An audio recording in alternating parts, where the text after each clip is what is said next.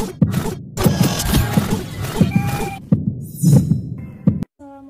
warahmatullahi wabarakatuh. Perkenalkan, nama saya Ananda Unggul Septiana dari jurusan Ilmu Administrasi Publik kelas B Indrayaya.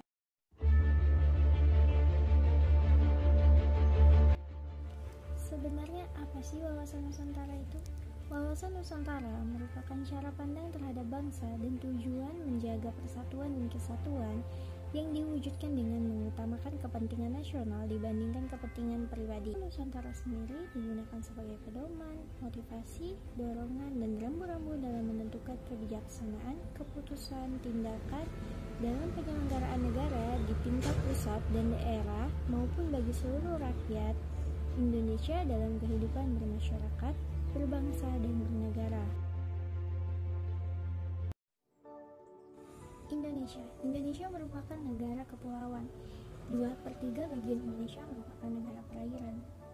Indonesia juga memiliki banyak sekali keanekaragaman.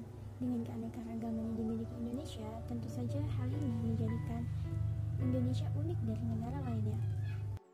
Dengan adanya wawasan Nusantara ini menjadikan cara pandang bangsa Indonesia terhadap keragaman aneka budaya, ras, suku bangsa, dan semua keanekaragaman yang dimiliki oleh Indonesia.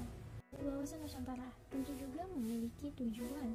Tujuan dari wawasan Nusantara sendiri itu ialah mewujudkan nasionalisme yang tinggi di segala aspek kehidupan rakyat, yang lebih mengutamakan kepentingan nasional dibanding kepentingan individu, kelompok, golongan, suku, atau daerah. Kedudukan wawasan Nusantara sendiri berada dalam hierarki paradigma sosial.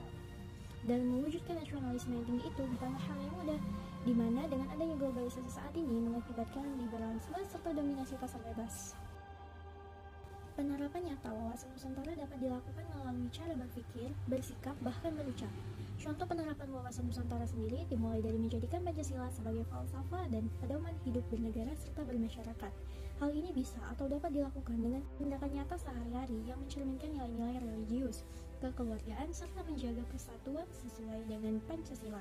Sikap cinta tanah air yang diwujudkan dengan adanya sikap yang lebih menitik beratkan kepada kepentingan bangsa serta negara di atas kepentingan pribadi, golongan, serta agama.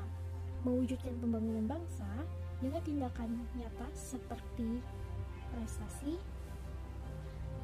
dan beberapa cara lain, diantaranya dengan mengimplementasikan seperti halnya di bidang politik. Implementasi wawasan Nusantara dalam bidang politik dilakukan dengan menciptakan perpolitikan Indonesia yang bermartabat dan sesuai dengan undang-undang. Implementasi ini bermaksud untuk menciptakan pemerintahan yang kuat, bersih, dan dapat dipercaya oleh masyarakat. Yaitu di bidang ekonomi. Implementasi di bidang ekonomi dijalankan dengan memanfaatkan kekayaan alam di Indonesia sambil menjaga kelestarian lingkungan hidupnya. Kekayaan dan letak geografis Indonesia yang strategis dapat dimanfaatkan dengan maksimal untuk perekonomian negaranya.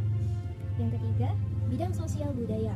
Wujud implementasi dalam bidang sosial budaya yakni saling menghargai dan menghormati setiap perbedaan atau keagamaan yang ada di tanah air, mulai dari perbedaan suku, ras, agama, hingga budaya. Yang keempat, pertahanan dan keamanan. Implementasi wawasan Nusantara dalam pertahanan dan keamanan yaitu menanamkan dan menumbuhkan cinta terhadap tanah air.